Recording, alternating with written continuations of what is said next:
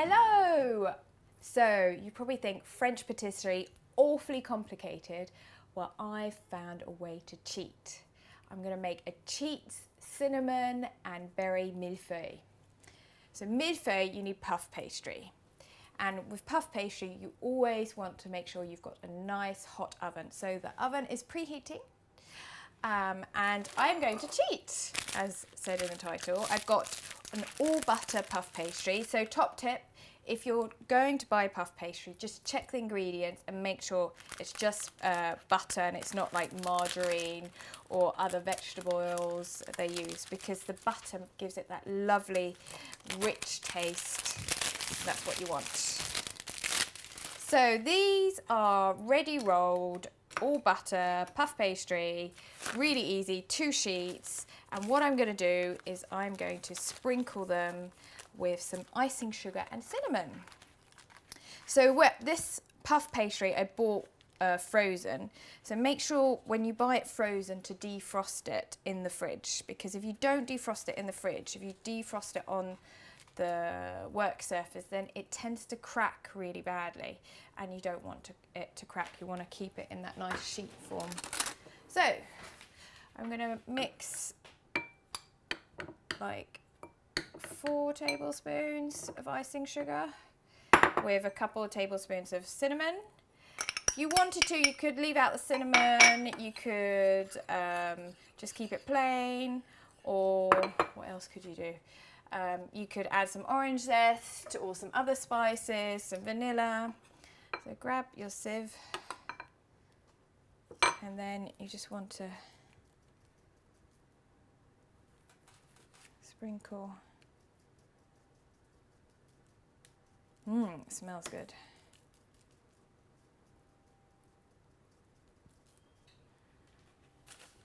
And I've got a couple of sheets of baking paper. I'm going to flip this over.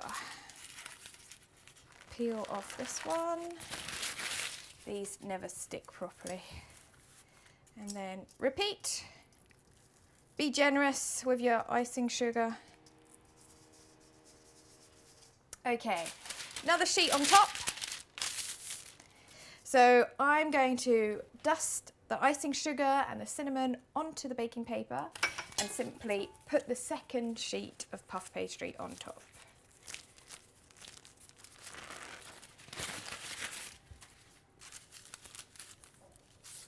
And then you just need to dust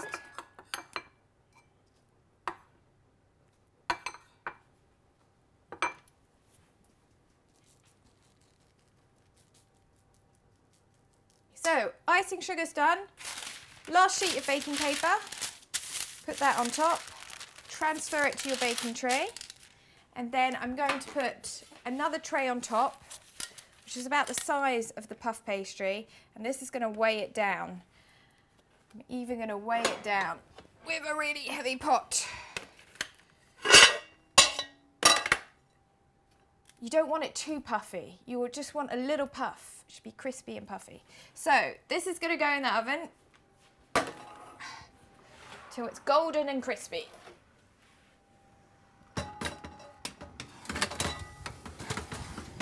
Right, now for the berries, I've just got a bag of frozen berries. And I'm going to open it. Ooh, so excited. And plonk it in a pot. So I'm going to make a kind of rough berry compote. And because they're frozen, they've got a bit of liquid in there. So if you keep it covered and cook it on like a medium-low heat, then the water will make a nice juice and syrup.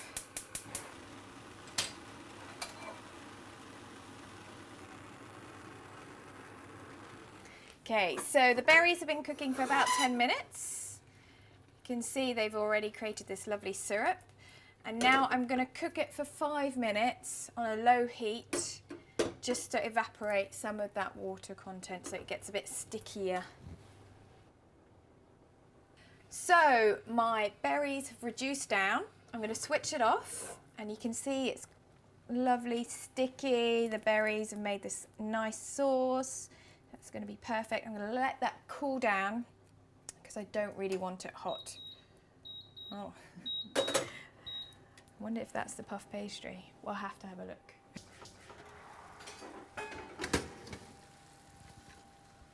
Let's have a look. Get the hot pot out of there.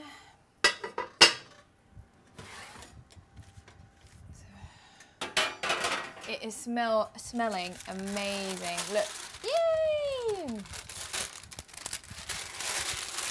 Crispy, golden, and the cinnamon is delicious. So at this point, I'm going to have to let it cool down first because it's too hot to work with. I'm going to pop it on the board here.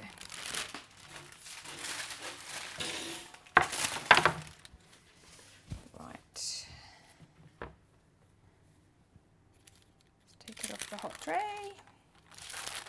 Then the second one. Okay. Give it a good 10 minutes to cool down and then we can work with it. So I'm just going to trim the edges.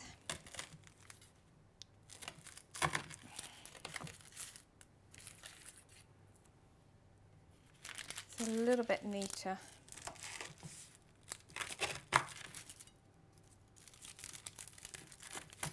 You want to cut it while it's still hot because when it gets cold it's too brittle to cut.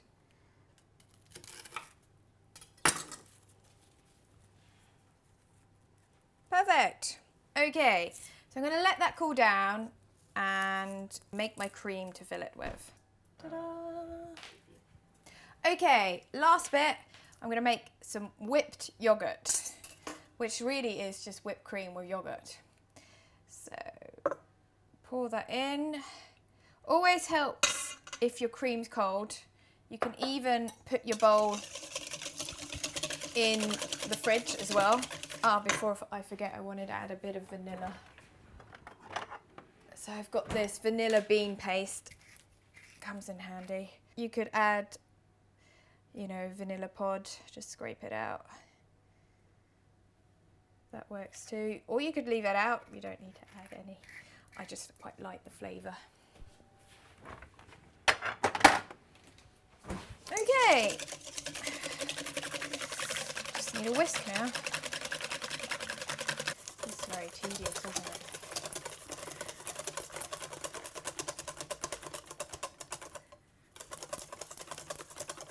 So I'm just going to add a little bit of icing sugar. Sprinkle that in.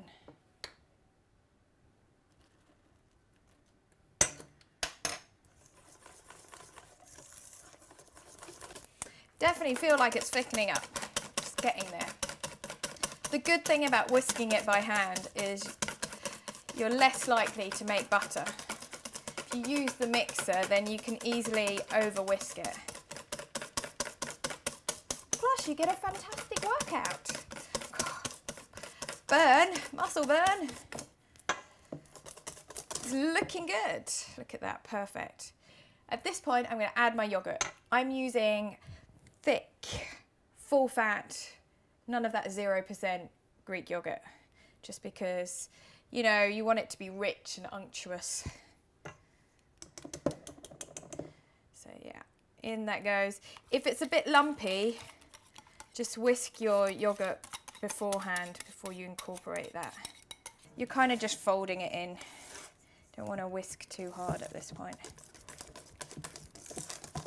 Looks good. Yay, that's done. I've got my berry compote. I'm gonna grab a little bit of jam. So this is just raspberry jam. You can use any jam, you know, whatever you like. So, to assemble, you need your base. So I've got that. I'm just gonna spread some jam on top.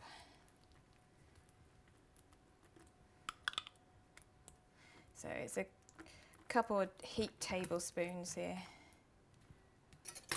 And then a little bit of the cream.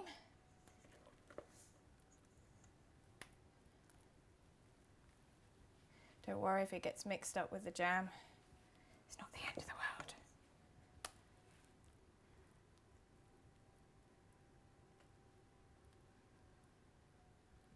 So spread that on nicely. It goes on. Don't need it completely to the edges because you will put another layer on and that tends to push everything out. Now if you wanted to, you could add some fresh berries at this point, but I'm not going to do that. I'm going to stick my next layer on. So this goes on top. And then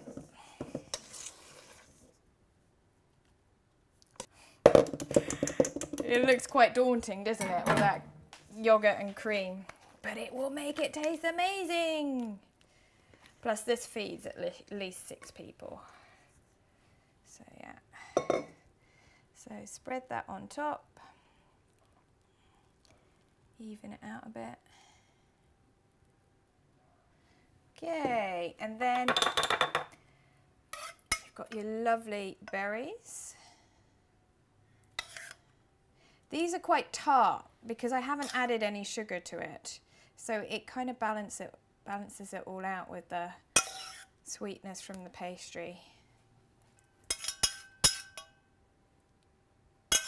And then I have a few berries, fresh berries left in my fridge,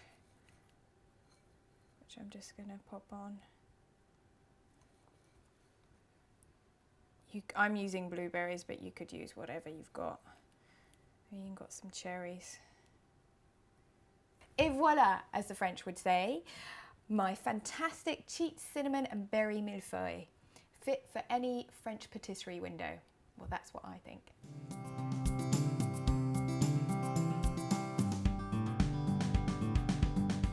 If you like this video, please subscribe and like the video.